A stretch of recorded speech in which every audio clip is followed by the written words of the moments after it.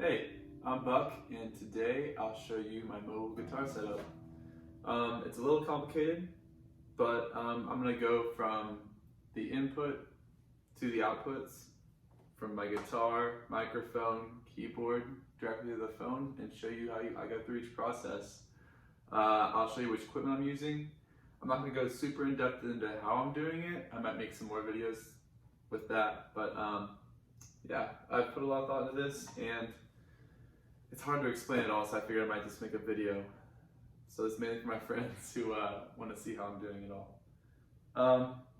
So to begin with, I have my acoustic guitar, which is actually an electric acoustic guitar, because you can plug it on the back.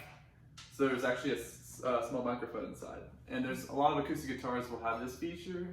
This one is called the Guild D150, but you know, any standard Guitar Center Martin probably has one of these as well. From here, I have a 1/4-inch cable that goes from my guitar all the way to a bass amp pedal. And then what this bass amp pedal does is that if I press it down, it will activate and move the guitar down a full octave. And so it can simulate a bass guitar, which is the same thing as a normal guitar, but down an octave. And it can actually do both the normal guitar and the bass guitar at the same time with the same notes if I want to layer them, which is what they do in songs like Seven Nation Army does that. But I don't want to have to carry around an acoustic bass and an acoustic guitar, so I just emulate a bass using this pedal, but also just use the guitar to play that. Another input I have is the microphone. This is a dynamic microphone. And there's two main kinds of microphones. The one that I'm using here is a dynamic kind, which doesn't require any external power. You just plug it in and it will be able to convert the analog signal to a digital one. Lastly, I have the LPK 25 wireless keyboard. This is made by Akai. I think it's like $100, but it pairs up with Bluetooth. So the guitar cord after leaving the bass pedal and the microphone cord after leaving the dynamic microphone, both are plugged into a Focusrite Solo audio interface. This is the cheapest Focusrite audio interface you can get. And what an audio interface does is it converts an analog signal, which is just like sound waves, which come from the guitar and from the microphone, into digital waves that the iPad will be able to understand. So the Focusrite is the cheapest one. It's honestly the least featured Focusrite, but the reason why I like it is because most audio interfaces require external power. And the beauty of this setup is that it doesn't require any external power. You can bring this into the park or wherever else. All you need is just cellular network to stream stuff. And so I plug in my microphone and my guitar into the Solo here. Now from the Solo audio interface, it goes into my iPad. And in my iPad, I am running GarageBand. This is an iPad Pro. It has a USB-C port. And so all that it requires is a USB-C plug-in, and it will power the Focusrite audio interface just off of the iPad's power. If you get the case, the Magic keyboard case with it, you can also plug in the USB-C battery pack to the second USB-C port, but that USB-C port is only for power, so you can't add more instruments, which is why I got the wireless keyboard instead of a wired keyboard, because there are wired keyboards that would go into USB-C, but that would be submitting data to the iPad. So it's a wireless keyboard.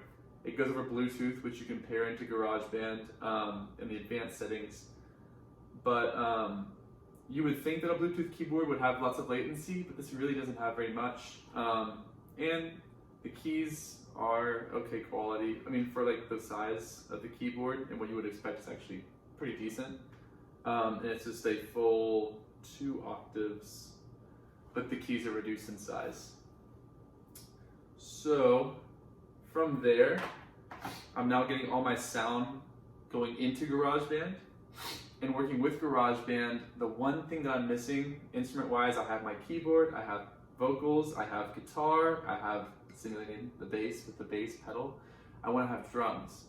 And with GarageBand, you can easily type in and program drum MIDI loops, or you can actually use their onboard AI drummer who will just create a loop for you really quick, to where I have basically all the pieces I need for like a little rock band. Additionally, you can use both the loop section of GarageBand, the live loop section, or you can use the track view. I typically use the track view, but live loops could be cool. It's not quite as good as Ableton though. It's not as easy to play that live in my experience.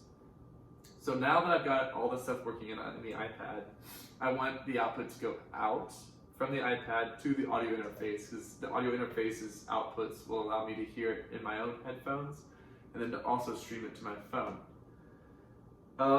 So it will put the output back through this USB-C to the audio interface when I play it. And then from there, I typically, the audio interface allows for a TRS cable, but I will typically use just some cheap headphones. This is not good practice. Like, you know, usually you would want studio headphones with an audio interface, but when I'm using my mobile setup, I'm usually in the middle of a park or something where I don't want to have to carry an expensive studio monitor headset, so I just get the cheap Apple wired headphones, but any wired headphones will do. Just the 3mm ones, and then I have a converter that converts from the TRS to the 3mm plug-in. And now a big thing is with the TRS. So there's TS, TRS, and then TRRS. There's actually TRS, my bad, not TRS. The difference is the number of rings that you have. So they have TS, TRS, and TRS for 1/4 inch and for 3mm. And so this little end is a 3mm end. This is a 1/4 inch end. And if you look at these, this is both 1/4 inch, but one of these is TRS and one of these is TS. We can see what kind it is based off the notches. So if it has one notch, it's TS, which means it's just mono, which means that there's only one one side of sound output. TRS has 2 notches like this, which means that there's a left and a right. So if you don't buy a TRS cable converter to the 3mm plug-in, you only buy the TS, it only has 1 notch here, then you're only going to hear it on your left headphone. So make sure to get TRS converter. That goes into the solo, and now when I play something, I can hear it through the onboard amp that's simulated on the iPad. I can hear my vocals, and I can hear the keyboard. If I have a synth, right now I have a grand piano in there, you can't hear it, but, and then I can also hear a drum loop if I press play. So that's good. I can now hear myself, I can play every instrument. So the next thing that I need is, I'm trying to stream it to Instagram Live, Twitch Live, Facebook Live, any of the live streaming kind of things, or maybe even over FaceTime. I've done it over Google Meet before off of my phone. I'm filming this on my phone, so I can't show you the complete process, but I can show you how I get there. This is the most complicated part. So the Focusrite Solo actually has 2 outputs. So the first one is on the front, which is meant for your headphones, for you to listen to. And the second is on the back. And this can be used to feed your output to other devices. So they have a left and a right here. But the thing is, an iPhone is only going to accept 1 plug-in. So we have to combine both the left and the right output signals into 1. So what I got for this was, I got a phono to 3mm male-to-male converter. And so what this looks like is, you have a red and a black, or it could be any kind of left and right. Red goes into right, black goes into left, and then it's a wire that converts that phono output into a single 3mm male end. And you can see it's TRS because it has 2 notches, which means that it's basically picking up the left and the right from this input and then combining them into 1 TRS output right here. Now from here, I have to have a normal TRS cable extender because my phone is typically further away from me, but it's female to male, so the female end goes in, and then I extend it out for a few yards and I end up with another TRS connector. So you can see this is just extended at this point. I have 2 notches right there for left and right. Now the final part, that's the most complicated part, is going from TRS to TRRS. And so the reason why I need to do this is because TRRS allows for input. So up until now, I've only just done output, but I need to get input for the live streams. So I need to get that second R working. So right now I have a TRS. And then there's this really cool thing that Rode makes called the, it is called the SC4. And it's a wire that takes in a TRS output. So there's a left and a right output here.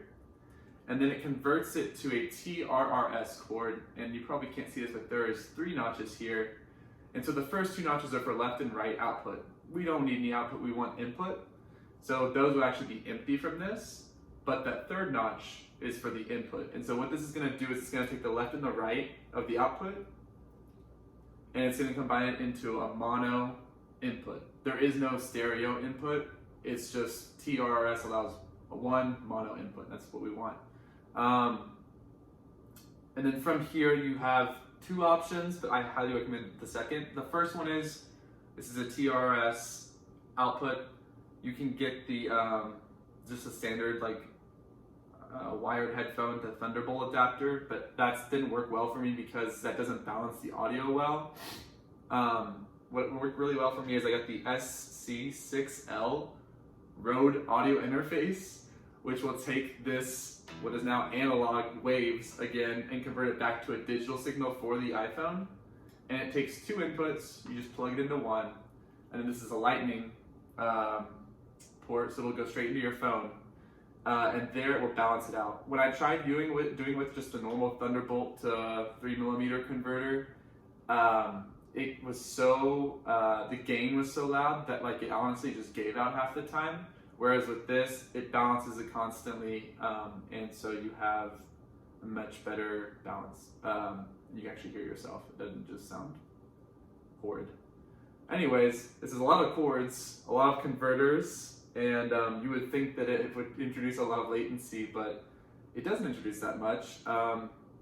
Of course, live streaming it will introduce latency, not for you, but for people watching it. I think it's usually about 6 seconds. But this will go into my phone, which is on a tripod, which it's currently on right now, so I can't show you that. But yeah, this is the whole process. This is what I use to stream to Instagram Live or whatever else using my phone, and it works anywhere. Doesn't require any external power. Only needs cell network to stream, or Wi-Fi, I suppose. And yeah, I'll probably make some additional videos with some additional kind of stuff you can do with this and how it all works and the details of setting it up in GarageBand and everything. But this is an overview of the hardware. So yeah, that's about it. Thanks for watching, and like, subscribe, I don't know. Anyways, until next time.